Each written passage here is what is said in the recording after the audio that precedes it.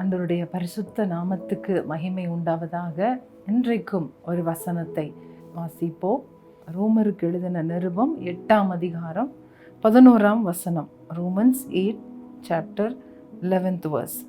அன்றியும் இயேசுவை மரித்தோரிலிருந்து எழுப்பினவருடைய ஆவி உங்களில் வாசமாயிருந்தால், கிறிஸ்துவை மரித்தோரிலிருந்து எழுப்பினவர் உங்களில் வாசமாயிருக்கிற தம்முடைய ஆவியினாலே சாவுக்கு ஏதுவான உங்கள் சரீரங்களையும் உயிர்ப்பிப்பார்.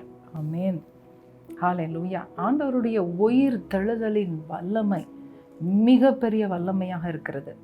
எந்த சாவுக்கு ஏதுவான காரியங்கள் அல்லது செத்த காரியங்கள், மரித்து போன காரியங்களையும் அது உயிர்ப்பிக்க வல்லமை உள்ளதா இருக்கிறது.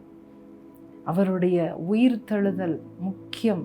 அவருடைய உயிர் தெழுதல் நமக்கும், அது நம்முடைய சாவுக்கேதுவான சரீரங்களை, நம்முடைய சாவுக்கேதுவான எந்த காரியமாக இருந்தாலும், செத்துப்போன எந்த காரியமாக இருந்தாலும், செத்துப்போன உறுப்புகளாக இருந்தாலும், செத்துப்போன சூழ்நிலைகளாக இருந்தாலும், எந்த ஒரு விஷயமாக இருந்தாலும், மனுஷனால் முடியாத காரியமாக இருந்தாலும், மனுஷனால் கூடாத காரியம், அசாத்தியமான காரியத்தை மரித்தோரிலிருந்து எழும்பின கிறிஸ்துவுடைய ஆவி நமக்குள்ளே வாசமா இருக்கிறபடியினாலே, கிறிஸ்துவை மரணத்திலிருந்து உயிரோடு எழுப்பின அந்த ஆவியானவர் உங்களுக்குள்ளே இருக்கிறபடியினாலே உங்களையும் அவர் உயிர்ப்பிப்பார்.